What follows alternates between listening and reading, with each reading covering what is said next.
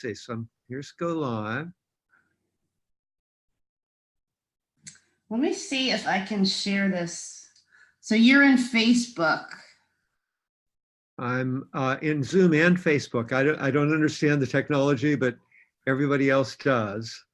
So Welcome. That's why here I have we a go. 14-year-old. I'm gonna try to pull you up on Facebook so I can share it on my page. Hold on. All right. I think we're on right now. I think it's live. Yeah. Hi everybody. We are on. I see you live on your page. Great. All right. And Okay, and I'm about to share it. fantastic. And we are, and you said you had a 14-year-old, and that's why you have is that because He's I my can't believe, technology whiz. is that right? Because I have two 15-year-olds, Stacy. I can't believe it's been, because that hadn't happened when we met. You have your twin. Yeah, they're your twins. I have my twins. Yeah. I remember they were babies. They were babies. Yeah, I'm gonna share this so I'm sharing this to 2 pages. All righty. And hi everybody. George and I are getting set up for what's going to be an amazing conversation. And we're all shared. And fantastic. Fantastic. Well, we're a mutual admiration society, Stacy and I. So let me we definitely are. I met Stacy, I don't know how many years ago, but it was well over a decade, maybe 2 decades ago. And she was just at the beginning of her amazing career. I'm going to let her tell you a little bit about it. But she was, I knew from the first moment I met her that she was somebody to be aware of. I mean, she was strong, she was clear, she knew who she was, and I knew she was going to make a difference. And I'd like her to tell you a little bit about what she's done, because it's just amazing when you hear it. And then we're going to talk a bit about the Golden Civilization, and I'm really curious about your thoughts there, Stacy, as well. But would you like to share a little bit about yourself? And absolutely. First of all, I will have to give total kudos to George, because he was one of my mentors. He was one of my teachers. He saw money through a lens that I was looking for and never knew was possible. And it became a big search for me on my personal journey to make peace with my own relationship with money, and a responsibility as a financial journalist to help people make peace with their relationship with money.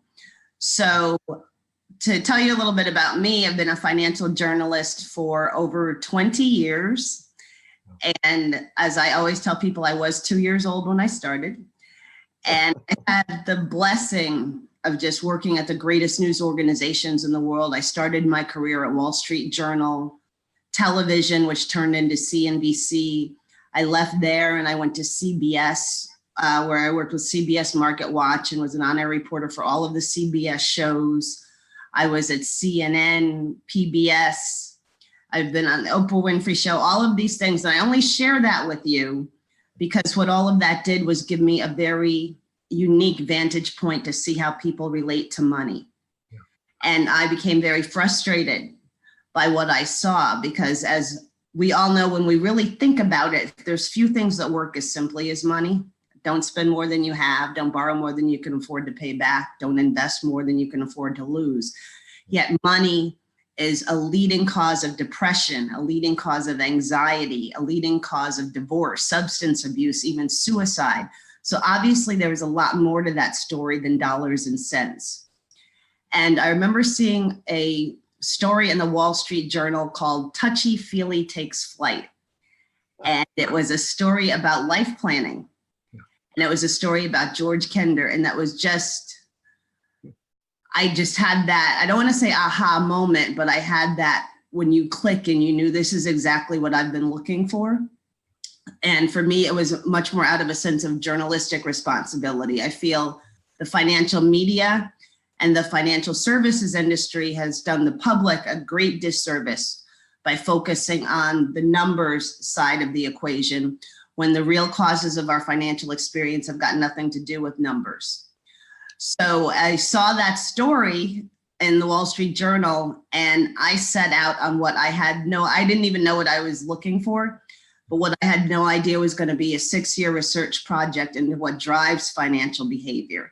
And I think as I set out on that journey, George was my first phone call, who he proceeded to generously spend hours on the phone with me that day and many, many, many, many days after. And the problem for me became very clear is that people aren't given the tools they need in order to navigate what's driving their financial experience. It's, to me, a much more a dance of conditioning. We are conditioned by our early role modeling, the way we see our parents, the people that we're growing up with and the environment handle money. We're conditioned by the social messages that we get to live certain lifestyles, to have certain things. I always tell a story about a event that my mother had when she was alive at her school, where every Thanksgiving, she'd just gather toys and let mothers from low-income communities come in with almost fake Monopoly money. Of course, if you know my mother, her picture on it, and buy things. And this one woman won a bunch of money and was asked what she's going to buy. And she said she's going to buy like an Xbox or a PlayStation for her kids. And you can imagine all the criticism and the, chatter, about how irresponsible. But when you think about it, everywhere this woman looked, everywhere we look, that having those things was what made a child normal. Having those things was what made a parent a good parent. So it was actually a very natural decision for her. And the same thing around gender. I do a lot of work in this area. There's so many gender stereotypes about money. Women have been conditioned from day one that their primary role is to nurture. Men have been conditioned that their primary role is to provide and protect. And those things have kind of spiraled in such different directions that we see it playing out in things like the pay gap. Women not getting paid as much as for doing the same job. And, the same thing with race, ethnicity, culture. There's certain financial behaviors that are associated with different races and ethnicities. But for me, the question is, of course, it is how, we have to work on those societal issues, which I'm so grateful that a golden civilization really gives us a map to do that. But for me, the bigger question is, why do we fit our profiles? So it's much more of an internal journey. Why do I fit that stereotype? Why do I have that belief about myself? So for me, our evolution is much more going to be in navigating conditioning, understanding how the mind works, understanding how to not identify with every thought and belief that we have about ourselves, and to kind of disempower their impact on us and get back to who we really are, which is what your book is all about. And my biggest mantra that I use and share with people about money comes from a man named Muktananda. Actually, it's a great spiritual teacher. And it's, you are already perfect. If you don't believe that, it is due to a poverty of your understanding.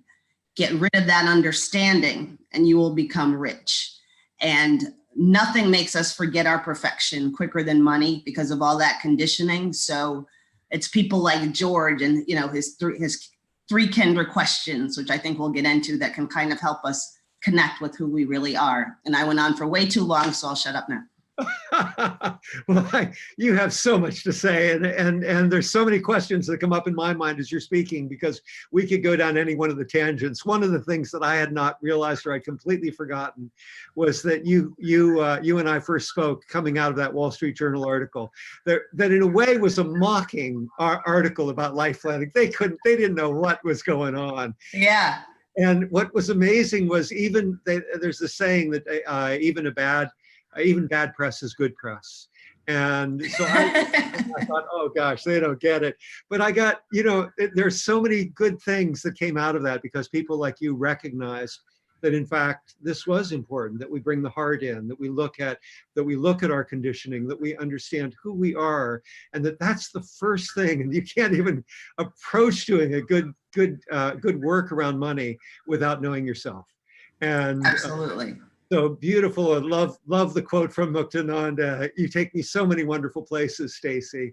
And I want to bring you toward the Golden Civilization conversation because a lot of our audience is really engaged around that, but they know the background. So I'm sure they're very excited right now that you're in this conversation, and your leadership really in the financial services industry has been inspiring for so many of us. Taking this work to the underserved is something that's badly needed, as you and I both know. And you've done it. You know, you've earned your stripes, and it's just incredibly impressive what you've done.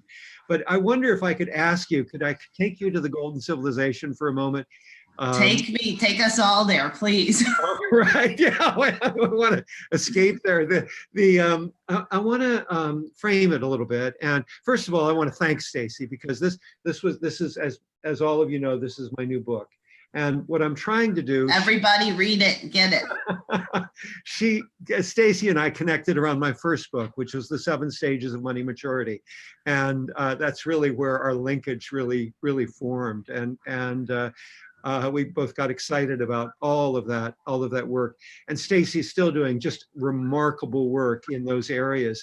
But she has so much experience around. Oh, she wrote a wonderful review. She did a awesome book and a bunch of other things. All true. We put on the back of the cover. So she was one of the very first readers. She was the quickest person back, which I would have, imagined, because she moves, she makes things happen. But Stacy, as you know, the story that I'm troubled with, and I know you are as well, there's a lot of work for all of us to do in here. But there's also work that needs to be done out there. And there's how do we do both of those things? And in the Golden Civilization, what I've done is I've taken what looks like a very flawed civilization that we're living in right now, with all kinds of issues and problems that are terribly upsetting. Whether from the worlds that you've just kind of alluded to, whether it's from things like Black Lives Matter or from the Me Too movement, so in terms of gender, in terms of diversity, or it's in terms of the politics of polarization that we have that is happening all over the world, or climate crisis, climate change, and the threat that we have to the planet itself. What I've attempted to do, and I knew that Stacey would be one of the people to be really alert to this and really engaged and interested. What I've attempted to do is to inspire people to think about what would be the right civilization, the golden civilization, the one that we would all be thrilled to be part of. What would be the community that we would love to live in all across the planet? And as I said, Stacy was might have been the first to respond. It was just she was so quick, and so she's had this experience that she just identified for all of us. And there are 2 places that I want to pull out from your experience, Stacy, if I might. And they are the financial services industry. We both have worked a lot in internal stuff, interior, and changing people from the inside. I'm really curious, if there was an ideal civilization, what would change on the outside? And then the other world that you've been involved with that I don't think I've ever had a conversation with you around is the media itself. You've paid great tribute to the great powerhouses, and you've been at the center of the great powerhouses of media in the Western world. And yet both media and financial services, you can look at the trust factor and how low. We know that financial advisors aren't trusted, but journalists aren't trusted that much. And we know that media has been terribly involved, and I use terribly in multiple meanings, in elections and stories that really have done disservice to civilization and to democracy. So I'm curious about those 2 worlds, the financial world and the media world. Not the harms and the wrongs so much, but if you were imagining, if you could design it and make the financial world really work so it works for everybody in the way you would love to see it work, how would it work? And similarly with media, what would shift? Wow, I love the light questions. And I know I'm taking you a little bit out of your comfort zone here, perhaps, but I thought, not at all. So I guess let's talk about the media first. And then, so it's been really interesting for me to have been a member of the media at such high levels for such a long time, and to have been mentored and learned in quote unquote the greatest schools in the world. I got to learn from journalists at the Wall Street Journal. I got I had those editors, I had those mentors. CBS, everyone in their life should have to experience writing and producing and delivering television. It tests every single part of you. And I think that there has been just a big gray line drawn between mixed between journalism and punditry. Uh-huh. Yeah. And I think part of this responsibility does belong to the public to not make a very, very strong distinction between a journalist and a pundit. And I hear so many personalities up there, talking about the news with their opinion in it and with their slant in it. And the way I was trained, the dance and the art of journalism is to be able to take your opinion out of it, to be able to take your lens out of it. That's what what we're trained to do. That's one of the things that pushed me so much into my work on mindfulness and spiritual practice. Wow. That's exactly what it is being able to connect with something deeper than yourself, and thoughts, just energy forms that come and go. You don't have to attach yourself to them. And in order for me to do my best work and for me to honor my responsibilities as a journalist, that's where it has to come from. Beautiful. So financial journalism was so interesting. Go ahead, sorry. Before we go to finance, I'm curious. You said some wonderful things about journalism versus punditry and our responsibility as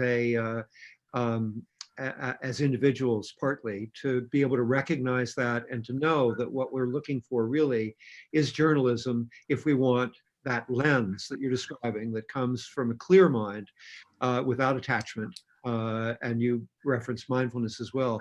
So my further question with that is, if we were to design it, again, you're now, you're head of the UN, you're president of the United States, you're head of the major, the most powerful media corporation in the world.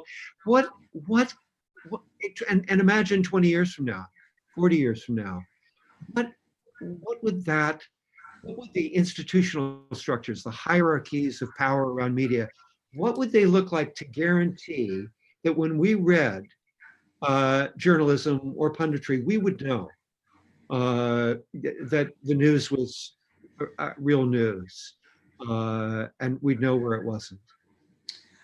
I think a case in point, an example that touches on everything you're trying to touch on is Ted Turner. Okay, great. Okay, so we've got the example of the billionaire who got control of a big media company. And what did he do? He created CNN around the Iraq War, and based on the realization that the only way for people to accurately get news is to show them live news as it happens so that they can come to their own conclusions and realizations. That's how CNN started. I remember. Yeah. And that's what it was. He went and he put a camera on the front lines. He went and he put cameras in Iraq. You saw it happening live in real time. You could draw your own conclusions. My job as a journalist is to be a narrator. My job as a journalist is to maybe make sure that you are understanding the totalitarianism of what you're seeing. Like if you're seeing I think so much back to Hurricane Katrina. And there was what a news director does is figure out how are we going to tell this story? Or a better example a different example that I think shows it clearly is September 11th. and all of that chaos and all of that disaster, a news director has to decide, how am I going to best capture the reality of this story? And I think the news media very accurately realized that the best way to capture, you couldn't capture all of the different dynamics of it. And they focused on the emergency workers. Yeah. And they just put cameras right with the people who were there to clean up the mess, catching their emotions of the moment, catching when they had to tell the family members, catching that. I don't have to say anything. I just have to put the camera there and you can see it. That's journalism. When I do a news story, I have to find a person to tell the story through, and through that story, we can all explore bigger issues. I'm not storytelling, I'm story showing.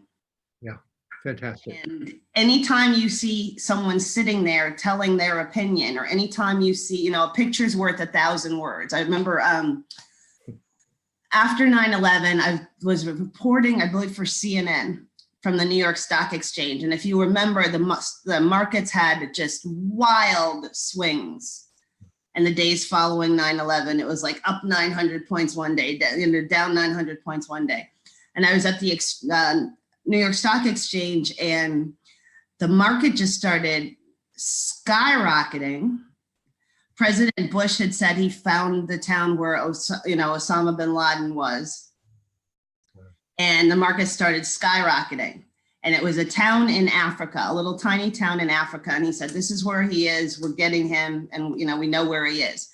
Then all of a sudden, I love the financial markets, and I love being at the stock exchanges, is because to me, they're just such an emotional barometer. All of a sudden, the market starts plummeting. And I'm like, what's going on here? And then, there was so much news. The producers came, okay, you have 15, I had 15 seconds. And I saw why the market was plummeting. President Bush says Osama bin Laden is hiding in this town. And I had my editor get a picture of the town center. Wall Street says no. The town was in Africa of the darkest skinned people I have ever seen. That was the population of the town. No, Osama bin Laden, it was a monster. I don't think he would have, as a light-skinned person, chosen that place as a hiding spot. All I had to do, my job as a journalist, was show the picture. Oh, Stacy. That's journalism. That's and today we live in a world of, video. People, we have images. So we have the opportunity to help people, to inform people in such a pure way. And show them the pictures themselves, and just, trust in the mechanism of human, just kind of coming to their own realizations. And that's truth, that's journalism, and that's freedom. Wow, that is so beautiful. What a story. What a fabulous story. Stacy, a question again in regard to this. Is there any way that you can imagine structuring media so that we know it's really news? And that even, as I say, 20 years out, 50 years out, 100 years out, is there any way you can imagine? One of the ways I think of media is as the fourth estate, I'm sure you've heard the term, but as, it's the fourth branch of democracy, really. We rely on great journalism, on people like yourself, so that we can make decisions both in our lives with your journalism to actually be better at how we relate to money and how we handle money, but also how we vote. And we want accuracy. I mean, democracy is such a precious thing, as is civilization. Anything at all you can say before we turn to the financial world? We have to raise our standards. We have to really raise our standards. Anybody can call themselves a journalist now. Yeah. And someone can put out, an opinion on social media, and it's taken as news. Yeah. And a lot of people are getting their information that way. I think we have to become a lot more educated in what journalism is, in terms of being able to, and I think it was in Italy, they're now making it a requirement in schools class teaching kids about fake news, how to distinguish between real news and fake news. So I think a lot of it's an education so that, social media, it's, the genie's out of the box, the genie's out of the bottle, it's out there. So we have to educate ourselves in terms of being able to distinguish what is news and what isn't news. So I think creating media organizations holding themselves to much, much higher journalistic standards. Yes. Documentary being very, very, very, very strongly labeled as entertainment. Yeah. Very strongly labeled as entertainment, and and a very hard distinction made between that. And I think, people have to, if I just sat and listened to X network with 5 people sitting on a panel, that's not news. Those are 5 people debating their opinions about something. And I can't up and say, well, I just heard this person say this, or I just heard this person say this, or I read this on social media, or I read this on social media. That's not journalism. And I think, the internet's how we live now. But I think once Huffington Post really changed this game a lot by making content free and by making everybody able to be a journalist. And I think that was, a curse and a blessing. Yeah.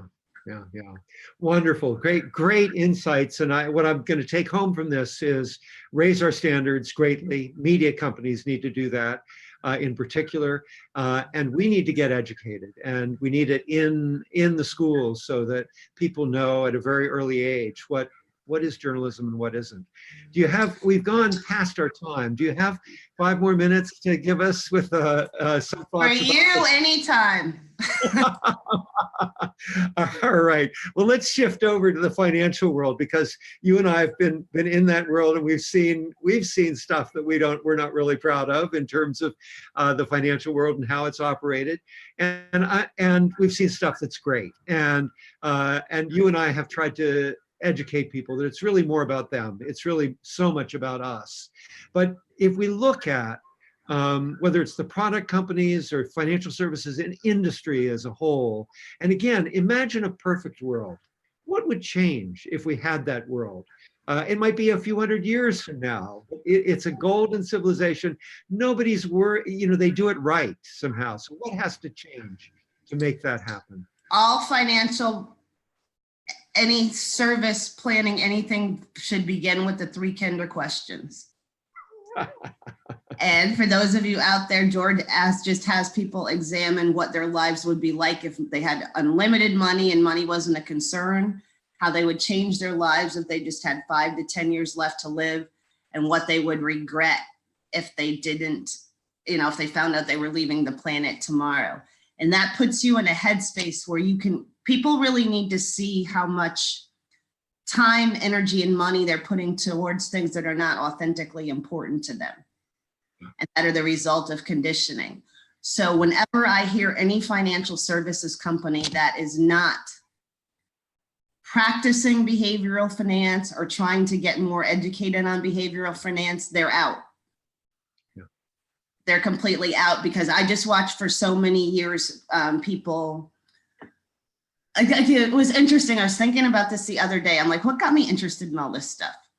So my first job at the Wall Street Journal Television, one of my first assignments was being an associate producer on a story about retirement planning. And, great, I'm out in the field interviewing people about retirement. So, I was interviewing some pretty affluent people who were now at the, age when they could retire. And they were so sad. And they had worked so hard, built all this wealth, and now they were at a point like, oh my God, I miss my child's childhood. As you get older, you realize I can't get that time back. So I think, helping people identify what's important to them and going through a life planning process has completely got to be the norm. And again, what you talk about in your work, what a golden civilization, if you break down every chapter of a golden civilization, it's all about being present and mindfulness. And that just has to be a part of financial planning, because what I would see that bothered me so much is you'd hear the great financial gurus of the world, save this for retirement, debt's bad. There's, all these stigmas associated with debt. If you have debt, you're a bad person, when the real reasons people go into debt are usually health related, divorce, life-changing events. Doesn't make you a bad person. But what they weren't realizing was the weight of all that was what was impacting people's financial decisions. Yeah. So I don't see how the financial services industry can go forward without, everyone, practicing, behavioral finance. And what I like that I see is happening is with millennials and the gig economy, the capitalist economy, it has not worked out because, the work hard, get educated, work hard, save for retirement, retire formula. It doesn't add up for people. Nobody factored in student loan debt. Nobody factored in all sorts of things. The equation didn't work. And while millennials get a lot of flack, that all fell on their shoulders, and they responded by giving us the sharing economy, which I think says a lot about the character of millennials and this, having multiple streams of income, this much more entrepreneurial spirit. I kind of just close my eyes sometimes and focus in on our work and our writing, because evolution's taking care of evolution. We are evolving. But I think a lot of, mankind's next evolution is in knowing how to better navigate the mind itself and understanding how the mind works so that we can account for that in our financial decision making. And if someone, I always say money's greatest gift, I call it the money mirror, is that it can reflect back to you where you're not living in step with your values so that you can make those changes. And I think the financial services industry has to move much more towards that model, much more toward than their product model.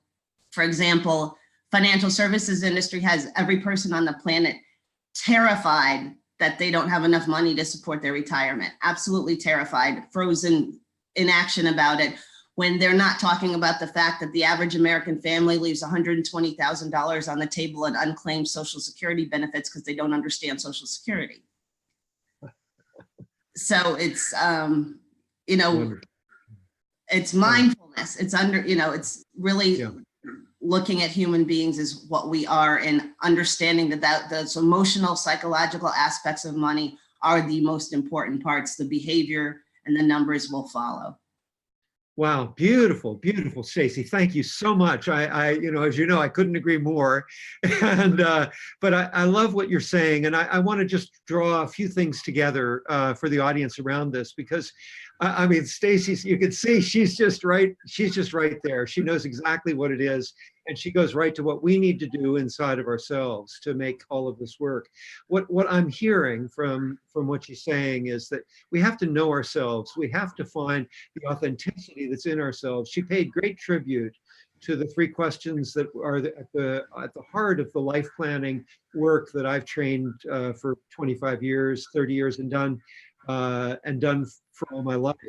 And I just want to say that I didn't pay her to say that.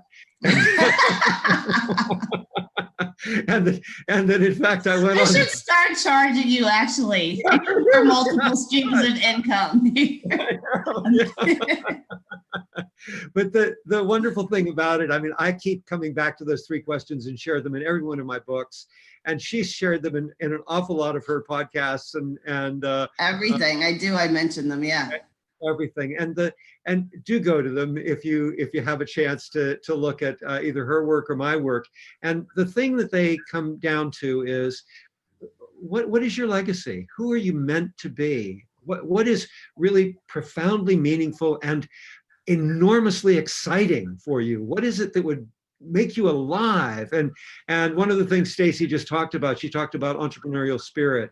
The way I think of those 3 questions and of life planning is that they deliver entrepreneurial spirit into society and into civilization, but they do it from the grassroots. They do it from you and me, as opposed to, the big corporations doing it through venture capital or private equity.